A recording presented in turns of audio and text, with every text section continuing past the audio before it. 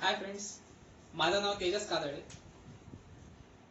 Physics with Tejas sir या चॅनलमध्ये आपलं स्वागत आहे. मागच्या लेक्चरमध्ये फक्त आपण इंट्रोडक्शन टू सिलेबस घेतलं होतं आणि त्या लेक्चरमध्ये मी तुम्हाला सिलेबस बद्दलची माहिती सांगितली होती आणि त्यामध्ये म्हटलं होतं की जे पुढचं लेक्चर राहील म्हणजे हे जे आपण लेक्चर घेत आहे या लेक्चरमध्ये मी तुम्हाला सेमीकंडक्टर हा युनिट चालू करणार आहे. म्हणजे सेमीकंडक्टर डिव्हाइस हा जो 12th चा युनिट आहे तुमचा तो युनिट आपण घेणार आहे. पण त्याच्या आधी सेमीकंडक्टर काय आहे हे तुम्हाला माहिती असण्यासाठी मी तुमचा 11वीचा सेमीकंडक्टर थोड्या प्रमाणात घेणार आहे. म्हणजे सेमीकंडक्टर तुम्हाला जमलं म्हणजे मग सेमीकंडक्टर डिव्हाइस मध्ये तुम्हाला जास्त प्रॉब्लेम येणार नाही. तर आपण चालू करू सेमीकंडक्टर. तर या सेमीकंडक्टर मध्ये पहिला टॉपिक होता आपला इलेक्ट्रिकल कंडक्शन इन सॉलिड. आता या इलेक्ट्रिकल कंडक्शन इन सॉलिड म्हणजे त्यांनी माहिती आहे का 3 सॉलिड मटेरियल्स घेतलेले आहे.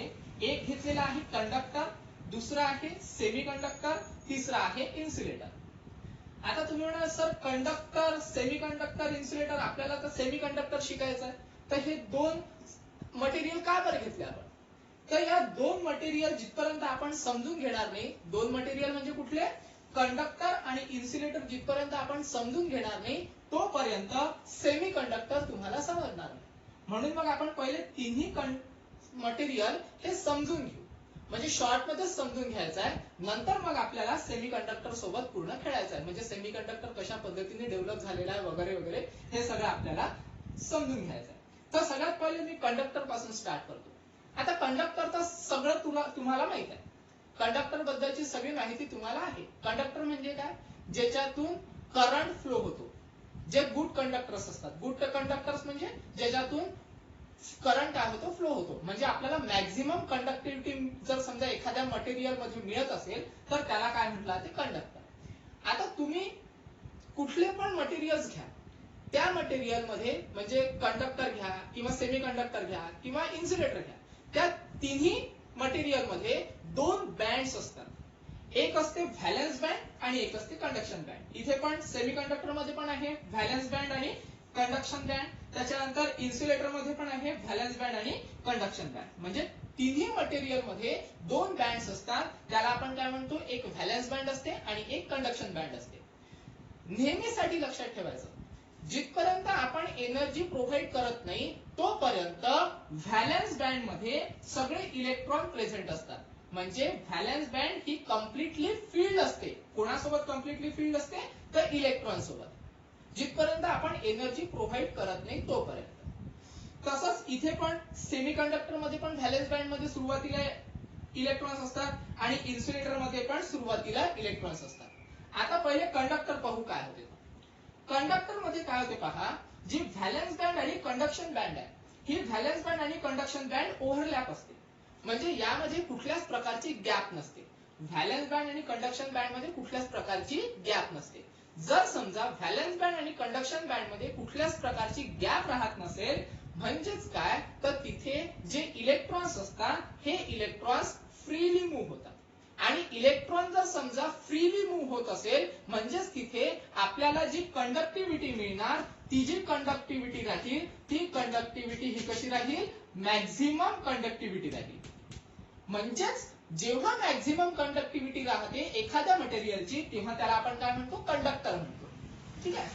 त्याच्यानंतर आता इथे माहिती आहे का आपण एनर्जी प्रोव्हाइड पण नाही केली तरी हे जे इलेक्ट्रॉन्स आहेत हे इलेक्ट्रॉन्स व्हॅलेन्स बँड मधून कंडक्शन बँड मध्ये किंवा कंडक्शन बँड मधून व्हॅलेन्स बँड मध्ये हे काय होत राहतात, मूव्ह होत राहतात. म्हणजे कंटिन्युअसली फ्लो होत राहतात. म्हणजेच काय, तर कंडक्टर मध्ये जे इलेक्ट्रॉन्स असतात ते फ्री इलेक्ट्रॉन्स असतात आणि इलेक्ट्रॉन फ्लो झाले म्हणजे त्याची जी कंडक्टिव्हिटी आहे ती कंडक्टिव्हिटी कशी राहील, मॅक्झिमम राहील. त्याच्यानंतर सेमीकंडक्टर वरनं जाता मी जातो इन्सुलेटर. आता इन्सुलेटर मध्ये काय फरक जाणून घ्यायला पहा, जो व्हॅलेन्स बँड आहे आणि कंडक्शन बँड आहे याच्या मधातली जी गॅप आहे ही गॅप सगळ्यात जास्त दिसून राहिली आपल्याला. मग गॅप जर समजा जास्त असेल तर इथे काय होते माहित आहे का, तुम्ही कितीही एनर्जी प्रोव्हाइड केली तरी इलेक्ट्रॉन हा व्हॅलेन्स बँड मधून कंडक्शन बँड मध्ये जंप मारू शकणार नाही.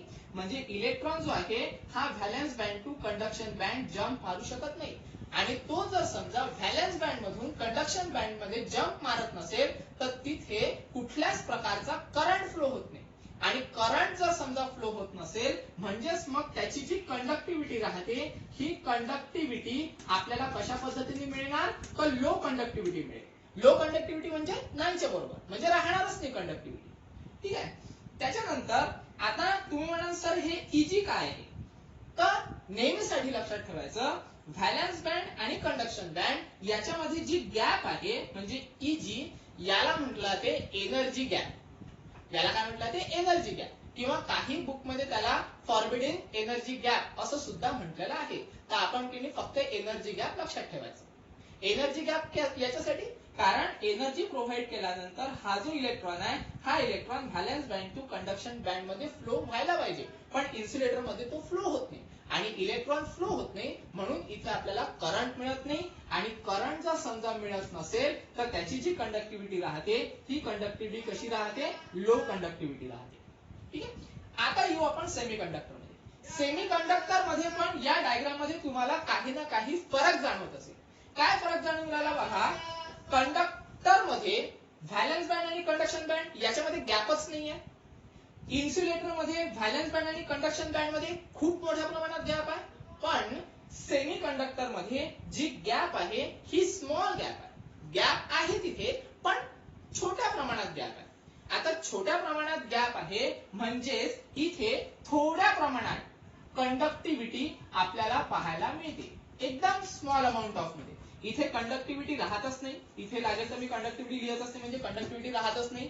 इथे मॅक्झिमम प्रमाणात कंडक्टिव्हिटी राहते आणि इथे थोड्या प्रमाणात कंडक्टिव्हिटी राहते, स्मॉल अमाउंट मध्ये. स्मॉल अमाउंट मध्ये आपल्याला कंडक्टिव्हिटी मिळते सेमीकंडक्टर मध्ये. आता इथे काय होते पहा, इथे आपल्याला एनर्जी प्रोव्हाइड केली नाही तरी इलेक्ट्रॉन हे फ्रीली मूव्ह होतात. इथे कितीही एनर्जी प्रोव्हाइड केली तरी करंट आपल्याला मिळत नाही म्हणजे इलेक्ट्रॉन जम्प मारत नाही valence band to conduction band. पण इथे माहित आहे का आपल्याला थोड्या प्रमाणात एनर्जी प्रोव्हाइड करावं लागते की जेणेकरून हे जे इलेक्ट्रॉन आहे हे electron valence band to conduction band काय जम्प मारेल. पण इथे माहित आहे का दोन कंडिशन आहे. दोन कशा कंडिशन पहा, जर समजा लो टेम्परेचर असेल तर तिथे तो इन्सुलेटर सारखा बिहेव करतो, म्हणजे तिथे कुठल्याच प्रमाणात करंट फ्लो होत नाही, म्हणजे कुठल्याच प्रमाणात इलेक्ट्रॉन फ्लो होत नाही. त्याचं कारण असं आहे की ज्या वेळेस लो टेम्परेचर आपल्याला पाहायला मिळते, लो टेम्परेचर मध्ये इलेक्ट्रॉनचं जे बॉन्डिंग असते हे इलेक्ट्रॉनचं बॉन्डिंग स्ट्रॉंग असते.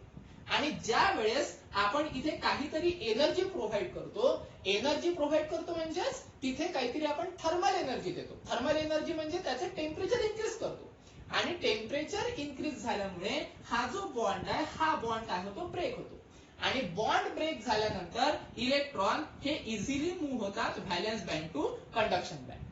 मग इलेक्ट्रॉन जर समजा valence band to conduction band move होत असेल म्हणजेच तिथे आपल्याला रूम टेम्परेचरवर कंडक्टिव्हिटी पाहायला मिळते. इथे आपल्याला कुठेही कंडक्टिव्हिटी पाहायला मिळते, लो टेम्परेचरवर असो की हाय टेम्परेचरवर असो म्हणजे रूम टेम्परेचरवर. इथे आपल्याला फक्त रूम टेम्परेचरवर कंडक्टिव्हिटी पाहायला मिळते. म्हणजेच काय, जो सेमी कंडक्टर आहे हा सेमी कंडक्टर दोन्ही गोष्टी बिहेव करतो, म्हणजे इन्सुलेटर सारखाही बिहेव करतो आणि कंडक्टर सारखाही बिहेव करतो. दोन्ही गोष्टी बिहेव करतो म्हणून त्याला काय म्हटलं ते सेमी कंडक्टर, म्हणजे अर्ध इन्सुलेटर आणि अर्ध कंडक्टर. ठीक आहे. जसं तुम्ही सेमी कंडक्टर सेमी इंग्लिश म्हणता, अर्ध इंग्लिश अर्ध मराठी, तसंच हे आहे. म्हणजे काही ठिकाणी इन्सुलेटर सारखा बिहेव करतो, काही ठिकाणी कंडक्टर सारखा बिहेव करतो म्हणून याला काय म्हटलं ते सेमी कंडक्टर असं म्हटलं आहे. मग सेमी कंडक्टरची डेफिनेशन कशी, तर सेमी कंडक्टरची डेफिनेशन एकदम इझी आहे. जी कंडक्टिव्हिटी आहे ही कंडक्टिव्हिटी लाईज, म्हणजे ही कंडक्टिव्हिटी कोणाच्या मधात असली पाहिजे, कंडक्टर आणि इन्सुलेटरच्या मधात. म्हणजे इन्सुलेटर म्हणजे काहीच कंडक्टिव्हिटी नसते, कंडक्टर म्हणजे हाय कंडक्टिव्हिटी असते आणि त्याच्या मधात कुठेतरी कंडक्टिव्हिटी असेल तर त्याला काय म्हटलं ते सेमी कंडक्टर असं म्हटलं ते. म्हणजे conductivity lies between insulator and conductor, this material is called a semi conductor. ठीक आहे. इथे कंडक्टिव्हिटी मॅक्झिमम आहे, इथे कंडक्टिव्हिटी नाहीच आहे, तर इथे थोड्या प्रमाणात कंडक्टिव्हिटी मिळेल म्हणजेच आपण त्याला काय म्हणतो सेमी कंडक्टर. आता आपण खऱ्या अर्थाने सेमीकंडक्टरवर आलेलो आहे. म्हणजे सेमीकंडक्टरची डेफिनेशन काय? The conductivity lies between insulator and conductor. This material is called semiconductor. ठीक आहे. त्याच्यानंतर आता सेमीकंडक्टर हे क्लासिफाईड झालेले आहे तीन गोष्टीमध्ये. कुठल्या कुठल्या गोष्टी? एक आहे एलिमेंटल सेमीकंडक्टर, त्याच्यानंतर एक आहे कंपाऊंड सेमीकंडक्टर आणि एक आहे ऑर्गॅनिक सेमीकंडक्टर. मग एलिमेंटल सेमीकंडक्टर काय? एलिमेंटल सेमीकंडक्टर हे दोन प्रकारे आपल्याकडे आहेत, अवेलेबल आहेत. एक आहे जर्मनियम आणि एक आहे सिलिकॉन. त्याच्यानंतर बघू आपण कंपाऊंड. कंपाऊंड सेमीकंडक्टर आपल्याकडे हे पण दोन प्रकारे अवेलेबल आहेत. एक आहे झिंक सल्फेट आणि एक आहे कॅडमियम सल्फेट. त्याच्यानंतर लास्ट आहे ऑर्गॅनिक. तर ऑर्गॅनिक पण आपल्याकडे अवेलेबल आहेत. एक आहे पॉलीएनिलीन आणि एक आहे अँथ्रासिन. तर अशा पद्धतीचे तीन सेमीकंडक्टर आपल्याकडे अवेलेबल आहे, एलिमेंटल, कंपाऊंड आणि ऑर्गॅनिक. पण हे जे दोन आहे कंपाऊंड आणि ऑर्गॅनिक, हे सेमीकंडक्टर आपण जास्त वापरत नाही. आपण सगळ्यात जास्त कोणते कंडक्टर वापरतो? तर एलिमेंटल कंडक्टर आपण सगळ्यात जास्त वापरल्या जाते. ठीक आहे. तर एलिमेंटल कंडक्टर मध्ये कोणते सेमीकंडक्टर आपल्याला पाहायला मिळतात? जर्मनियम आणि सिलिकॉन. आता जर्मनियम आणि सिलिकॉन बद्दल आपण माहिती घेऊ. जर्मनियम आणि सिलिकॉन हे दोन्ही सेमीकंडक्टर प्युअर फॉर्म मधले सेमीकंडक्टर असतात. आणि याच्या मधातलं म्हणजे जसं आपण की जी एनर्जी गॅप असते ना, तर जर्मनियम साठी एनर्जी गॅप मिळते आपल्याला 0.72 eV. ई म्हणजे इलेक्ट्रॉन, व्ही म्हणजे व्होल्ट, युनिट आहे त्याचं. म्हणजे एनर्जी गॅप जर समजा आपल्याला पाहिजे असेल जर्मनियम साठी तर ती किती असेल? 0.72 eV. म्हणजेच काय पहा, हे जर समजा सेमीकंडक्टर आहे, सेमीकंडक्टरचं कन्सिडर करा जर्मनियम मटेरियल असेल, तर यामध्ये एनर्जी जर मला द्यायची असेल तर जर्मनियम साठी मला एवढी एनर्जी द्यावी लागेल, तेव्हाच इलेक्ट्रॉन मधला बॉन्ड ब्रेक होईल. त्याच्या खाली जर एनर्जी प्रोव्हाइड करायचा प्रयत्न केला तर बॉन्ड ब्रेक होणार नाही आणि तो इन्सुलेटर सारखाच बिहेव करेल. त्याच्यानंतर सिलिकॉन. सिलिकॉन साठी एनर्जी गॅप ही थोडीशी जास्त आहे. एनर्जी गॅप काय आहे? 1.12 eV. म्हणजे जर समजा कन्सिडर करा, हा जर तुमच्याकडे सिलिकॉन मटेरियल असेल तर इलेक्ट्रॉन मधला बॉन्ड ब्रेक करण्यासाठी तुम्हाला एनर्जी किती द्यावी लागेल? तर 1.12 eV एवढी एनर्जी द्यावी लागेल. जर याच्या कमी एनर्जी जर समजा तुम्ही प्रोव्हाइड केली तर तिथे तो इन्सुलेटर सारखा बिहेव करेल.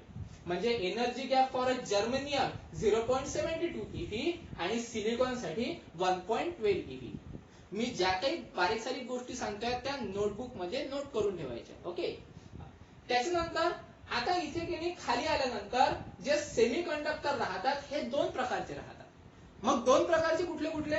एक राहतं इंट्रिन्सिक सेमीकंडक्टर आणि एक राहतं एक्सट्रिन्सिक सेमीकंडक्टर. मग आता इंट्रिन्सिक सेमीकंडक्टर काय आणि एक्सट्रिन्सिक सेमीकंडक्टर काय हे आपण पाहणार आहे. तर सगळ्यात पहिले आपण पाहणार आहे इंट्रिन्सिक सेमीकंडक्टर. एक्सट्रिन्सिक आपण नंतर पाहू. तर एक्सट्रिन्सिक सध्या मी इथून गायब करतोय. तर इंट्रिन्सिक सेमीकंडक्टर. आता इंट्रिन्सिक सेमीकंडक्टर म्हणजे काय? इंट्रिन्सिक सेमीकंडक्टर आपल्याला तेव्हाच मिळते जेव्हा ते प्युअर फॉर्म मध्ये असते. जसं मी तुम्हाला सांगितलं, हे जे जर्मनियम आणि सिलिकॉन आहे हे प्युअर फॉर्म मधले सेमीकंडक्टर असतात. म्हणजेच इंट्रिन्सिक सेमीकंडक्टर म्हणजे प्युअर फॉर्म मधले सेमीकंडक्टर. कसं मी इथे तुम्हाला सेंटेन्स दिलेला आहे, अ सेमीकंडक्टर म्हणजे जर्मनियम किंवा सिलिकॉन हे कशा असतात? प्युअर फॉर्म मध्ये असतात. तेव्हाच त्याला आपण काय म्हणतो? इंट्रिन्सिक सेमीकंडक्टर असं म्हणतो. आता या इंट्रिन्सिक सेमीकंडक्टर मध्ये काय होते पहा, बारकाईने लक्ष द्यायचं. जर्मनियम किंवा सिलिकॉन हे दोघेही जण पिरियडिक टेबलच्या चौथ्या ग्रुप मध्ये असतात. तुम्ही केमिस्ट्री वाले स्टुडंट तुम्हाला माहित असेल की जर्मनियम आणि सिलिकॉन हे पिरियडिक टेबल मध्ये चौथ्या ग्रुपचे एलिमेंट्स असतात. म्हणून याच्या आउटर मोस्ट ऑर्बिट मध्ये 4 इलेक्ट्रॉन्स व्हॅलेन्स असतात. या डायग्राम मध्ये सांगितलेलं आहे. पहा, हा कन्सिडर करा तुमचा जर्मनियम आणि जर्मनियमच्या कन्सिडर करा आउटर मोस्ट ऑर्बिट मध्ये, म्हणजे हा कन्सिडर करा ऑर्बिट आहे. ओके. या आउटर मोस्ट ऑर्बिट मध्ये 4 इलेक्ट्रॉन आहे. हे जे डॉट दिसून राहिले आहे पोरांनो, हे डॉट म्हणजे काय आहे? इलेक्ट्रॉन आहे. मग हा जो इलेक्ट्रॉन आहे हा पहिला इलेक्ट्रॉन त्याच्या आउटर मोस्ट ऑर्बिट मध्ये, दुसरा इलेक्ट्रॉन आउटर मोस्ट ऑर्बिट मध्ये, तिसरा इलेक्ट्रॉन आणि हा चौथा इलेक्ट्रॉन. हे 4 इलेक्ट्रॉन्स आहेत त्याच्या आउटर मोस्ट ऑर्बिट मध्ये. आता काय होते, या जर्मनियम ऍटमला स्टेबल होण्यासाठी अजून किती इलेक्ट्रॉन्स लागतील? 4 इलेक्ट्रॉन्स लागतील. कारण तुम्ही केमिस्ट्रीमध्ये शिकले असाल किंवा 10वी मध्ये वगैरे शिकले असाल की कुठलाही ऍटम याला जर समजा स्टेबल व्हायचं असेल तर त्याच्या आउटरमोस्ट ऑर्बिटमध्ये 8 इलेक्ट्रॉन्स लागतात. तर याच्या जर्मेनियम ऍटम जवळ किती इलेक्ट्रॉन आहे? 4 इलेक्ट्रॉन आहे. म्हणजे त्याला अजून किती इलेक्ट्रॉन्स पाहिजे स्टेबल होण्यासाठी? 4 इलेक्ट्रॉन पाहिजे. मग हा जो जर्मेनियम ऍटम आहे, हा जर्मेनियम ऍटम काय करतो? त्याच्या आजूबाजूचे जे जर्मेनियम ऍटम आहे या जर्मेनियम ऍटम सोबत शेअरिंग करतो. म्हणजेच काय, तर हा इलेक्ट्रॉन या जर्मेनियम ऍटम सोबत बॉन्डिंग करतो, हा इलेक्ट्रॉन या जर्मेनियम ऍटम सोबत बॉन्डिंग करतो, हा जर्मेनियम ऍटमचा जो इलेक्ट्रॉन आहे याच्यासोबत बॉन्डिंग करतो आणि हा जो इलेक्ट्रॉन आहे याच्यासोबत बॉन्डिंग करतो. म्हणजे तो जो ऍटम आहे तो ऍटम काय झालेला आहे? बॅलन्स झाला. म्हणजे त्याच्या आउटरमोस्ट ऑर्बिट मध्ये किती इलेक्ट्रॉन्स असतील? तर 8 इलेक्ट्रॉन्स असतील. मग बॉन्डिंग झालं म्हणजेच काय, हा काय आहे? आता स्टेबल आहे. म्हणजे एकही इलेक्ट्रॉन कंडक्शन साठी राहत नाही, म्हणजे एकही इलेक्ट्रॉन तिथे फ्री राहत नाही. मग फ्री जर समजा नसेल इलेक्ट्रॉन तर इलेक्ट्रॉन फ्लो होणार नाही, आणि इलेक्ट्रॉन जर फ्लो होणार नाही म्हणजेच तिथे कुठल्याच प्रकारचा करंट आपल्याला मिळणार नाही. पण हे कोणत्या कंडिशनवर? तर लो टेम्परेचरवर. म्हणजे टेम्परेचर कसं आहे आता? Low temperature, absolute zero temperature. Absolute zero टेम्परेचरवर हे सगळं बॅलन्स राहते, म्हणजेच कुठलाच इलेक्ट्रॉन कंडक्शनसाठी फ्री राहत नाही, म्हणजेच तिथे कुठल्याच प्रकारचा आपल्याला करंट मिळत नाही. त्याच्यानंतर कन्सिडर करा, मी जर याला काहीतरी टेम्परेचर प्रोव्हाइड केलं, म्हणजे टेम्परेचर काय केलं त्याचं? आता टेम्परेचर जे आहे हे टेम्परेचर मी काय केलं? इन्क्रीज केलं. टेम्परेचर प्रोव्हाइड केलं किंवा एनर्जी प्रोव्हाइड केली.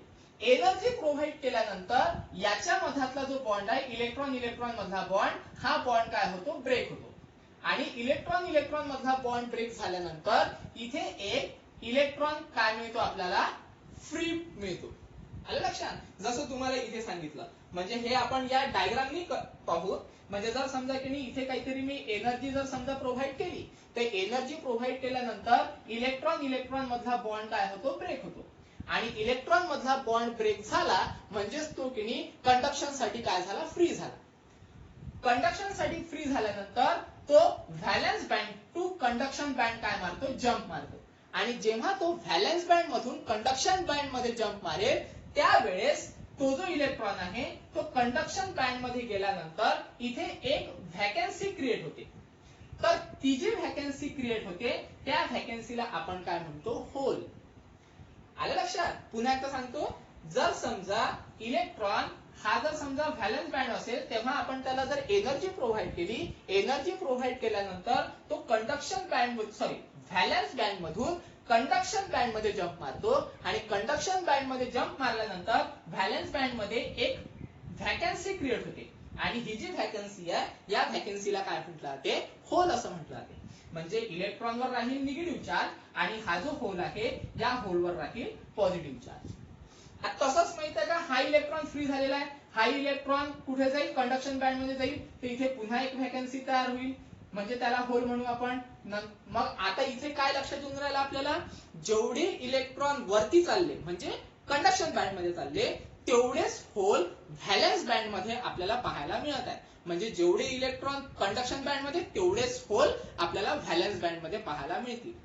मग आता हे जे इलेक्ट्रॉन वरती गेल्यामुळे जे होल्स मिळत आहे त्याला आपण म्हणत असतो इलेक्ट्रॉन होल पेअर.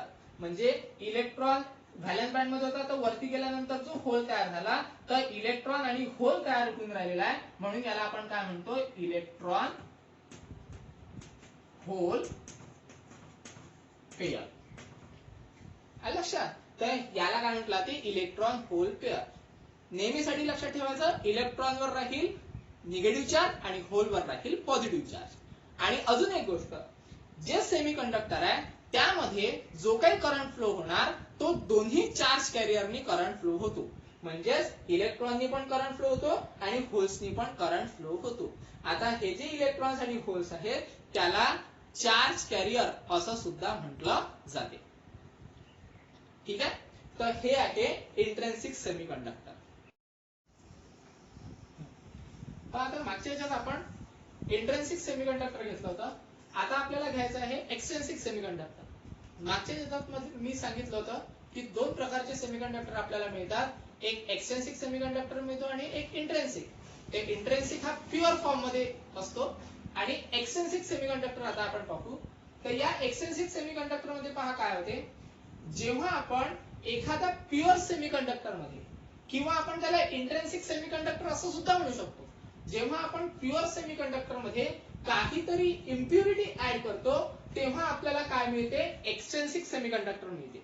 म्हणजे ज्या वेळेस आपण एक तर किंवा जर्मनियम घ्या तुम्ही किंवा सिलिकॉन घ्या, दोन पैकी कुठला पण एखादा मटेरियल घ्या, सेमीकंडक्टर मटेरियल घ्या, त्यामध्ये जर समजा आपण इम्प्युरिटी ऍड केली तेव्हा आपल्याला काय मिळत असते, एक्सट्रिन्सिक सेमीकंडक्टर मिळत असते. आपल्याला काय करायचं असते, ऍडिशन करायचं असते काहीतरी इम्प्युरिटीचं, तेव्हा आपल्याला काय मिळते, एक्सट्रिन्सिक सेमीकंडक्टर. आता ज्या वेळेस आपण एखादी गोष्ट ऍड करतो म्हणजे इम्प्युरिटी ऍड करतो, तर ही जी काही प्रोसेस होते म्हणजे ऍडिंगची जी काही प्रोसेस होते, या प्रोसेसला आपण काय म्हणतो, तर या प्रोसेसला आपण डोपिंग असं म्हणतो. काय म्हणतो आपण त्याला, डोपिंग. म्हणजे जेव्हा एखाद्या सेमीकंडक्टर मध्ये जर्मनियम घ्या किंवा सिलिकॉन घ्या, यामध्ये इम्प्युरिटी ऍड करत असताना जी ऍडिंग प्रोसेस होते त्या प्रोसेसला आपण काय म्हणतो, डोपिंग. आणि जी इम्प्युरिटी ऍड करतो त्या इम्प्युरिटीला आपण काय म्हणत असतो, डोपॅन्ट. हे दोन महत्वाचे शब्द आहेत. ऍडिंग प्रोसेसला आपण म्हणतो डोपिंग आणि जो इम्प्युरिटी ऍड करतो त्याला आपण काय म्हणत असतो, डोपॅन्ट. तर जेव्हा आपण इम्प्युरिटी ऍड करतो प्युअर सेमीकंडक्टर मध्ये तेव्हा आपल्याला काय मिळते, एक्सट्रिन्सिक सेमीकंडक्टर पाहायला मिळते. त्यानंतर पहा, आता जेव्हा आपण इम्प्युरिटी ऍड करतो तेव्हा इम्प्युरिटी ऍड करण्याची एक रेशो आहे. म्हणजे जसं आपण चहा वगैरे करत असताना काहीतरी रेशोनी आपण साखर टाकत असतो, तशाच हिशोबाने जेव्हा आपण एक्सट्रिन्सिक सेमीकंडक्टर बनवतो आणि इम्प्युरिटी ऍड करतो, तर इम्प्युरिटी ऍड करत असताना त्याचा काहीतरी रेशो आहे. तर रेशो आहे तो 1:10⁶, म्हणजे 1:10 lakh. मग आता 1:10 lakh कसं, जेव्हा माहित आहे का 10 लाख जर्मनियम ऍटम असेल तर त्या 10 लाख जर्मनियम ऍटम मध्ये फक्त आपल्याला एकच ऍटम इम्प्युरिटीचा टाकावा लागतो. तर आपण जी इम्प्युरिटी ऍड करणार ती इम्प्युरिटी आपल्याला एकदम स्मॉल अमाउंट मध्ये ऍड करावा लागत असते. तर याला म्हटलं जाते रेशो ऑफ इम्प्युरिटी. म्हणजे 10 लाख ऍटम जर समजा जर्मनियमचे असतील तर आपण फक्त एक ऍटम इम्प्युरिटीचा काय करणार आहे, ऍड करणार आहे. त्यानंतर जी इम्प्युरिटी आहे ही आपण दोन प्रकारे ऍड करू शकतो. एक ट्रायव्हॅलेंट इम्प्युरिटी असते आणि एक राहते पेंटाव्हॅलेंट इम्प्युरिटी. मग ट्रायव्हॅलेंट इम्प्युरिटी म्हणजे कुठले एलिमेंट, तर जे पिरियडिक टेबलच्या तिसऱ्या ग्रुपमध्ये असतात. मग पिरियडिक टेबलच्या तिसऱ्या ग्रुपमध्ये असणारे जे एलिमेंट आहे म्हणजेच त्याच्या आउटरमोस्ट ऑर्बिट मध्ये 3 इलेक्ट्रॉन्स असतील. मग ते एलिमेंट कुठले, तर इथे एलिमेंट्स दिलेले आहे मी, बोरॉन आहे, ऍल्युमिनियम आहे किंवा इंडियम आहे. म्हणजे अशा पद्धतीची जर समजा आपण इम्प्युरिटी टाकली तर त्या इम्प्युरिटीला काय म्हटलं जाते, ट्रायव्हॅलेंट इम्प्युरिटी असं म्हटलं जाते. दुसरी अजून एक इम्प्युरिटी आहे त्याला म्हणतो आपण पेंटाव्हॅलेंट इम्प्युरिटी. पेंटाव्हॅलेंट इम्प्युरिटी म्हणजे पिरियडिक टेबलच्या 5व्या ग्रुपमध्ये असते. पिरियडिक टेबलच्या 5व्या ग्रुपमध्ये म्हणजेच त्याच्या आउटरमोस्ट ऑर्बिट मध्ये 5 इलेक्ट्रॉन्स असले पाहिजे. मग अशाचे एक्झाम्पल काय आहे, ते एक्झाम्पल पण दिलेले आहेत आपण. एक आहे आर्सेनिक आणि एक आहे अँटीमनी. म्हणजे जर समजा आपण आर्सेनिक किंवा अँटीमनी हे जर समजा आपण ऍड केले तर याला काय म्हटलं जाते, पेंटाव्हॅलेंट इम्प्युरिटी.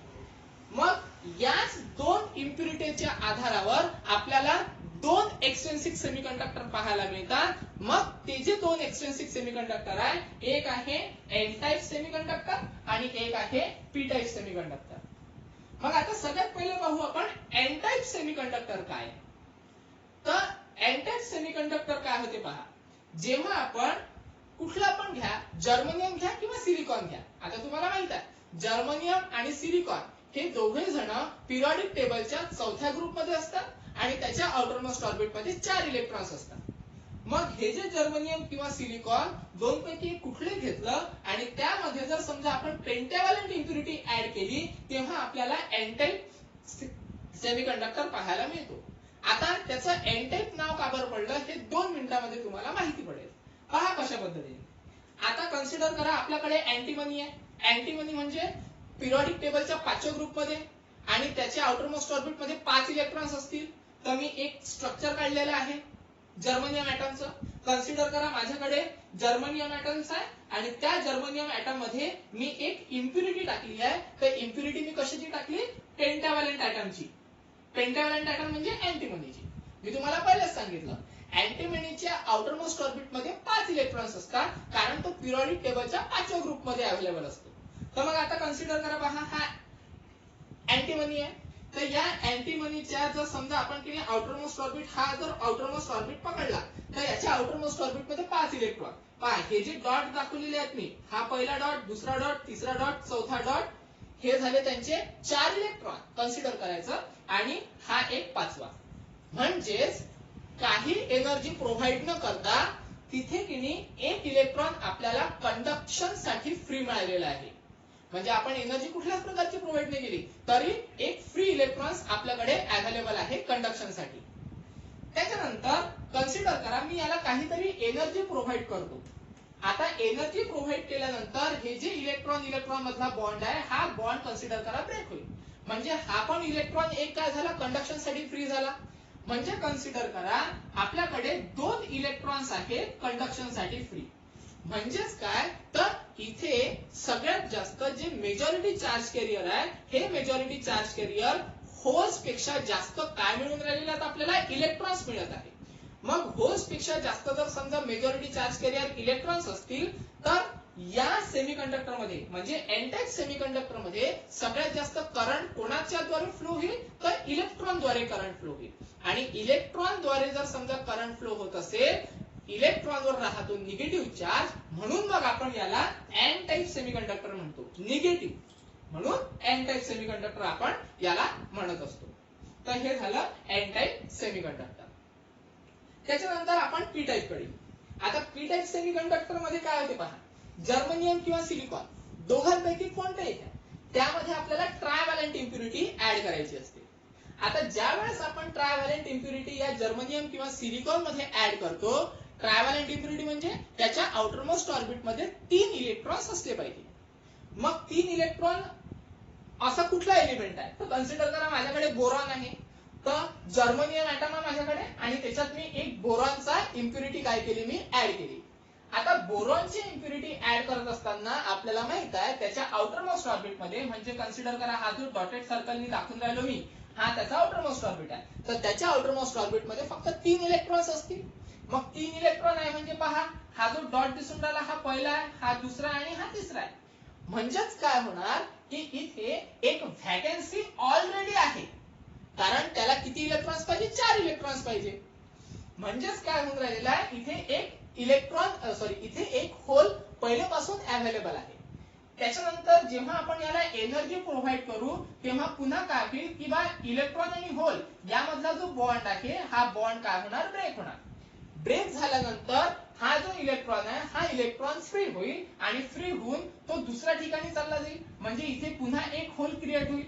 म्हणजेच काय होऊन राहिलं की पी टाइप सेमीकंडक्टर मध्ये इलेक्ट्रॉन पेक्षा जास्त होल्स जास्त भेटून राहिले. मग इलेक्ट्रॉन पेक्षा जास्त जर होल्स मिळत असतील तर पी टाइप मध्ये जो काही करंट आपल्याला मिळणार तो करंट कोणाद्वारे फ्लो होणार? तर होल्स द्वारे फ्लो होईल. तर होल्सवर राहतो पॉझिटिव्ह चार्ज. म्हणून मग माहित आहे का, इथे या सेमीकंडक्टरला आपण काय म्हटलेलं आहे? पी टाइप सेमीकंडक्टर म्हटलेलं आहे. अजून एक एक गोष्ट सांगतो या दोन्ही सेमीकंडक्टरच्या बाबतीत. पहिले एन टाइपचं सांगून देतो. या एन टाइप मध्ये हा जो इलेक्ट्रॉन आहे, हा एक जास्तीचा इलेक्ट्रॉन आहे. म्हणून मग हा जो इलेक्ट्रॉन आहे, हा electron N type semiconductor donate करायचा विचार करतो. म्हणून याला म्हटलं ते डोनर टाइप इम्प्युरिटी. त्याच्यानंतर पी टाइप मध्ये पण एक अशाच पद्धतीची गोष्ट डेव्हलप होते. तर पी टाइप मध्ये सगळ्यात जास्त होल्स क्रिएट होतात, म्हणून होल्सचा राहतो पॉझिटिव्ह चार्ज. म्हणून तो काय करतो, कुठला पण इलेक्ट्रॉन जर असला तर त्याला काय करतो? अट्रॅक्ट करतो, म्हणजे एक्सेप्ट करतो.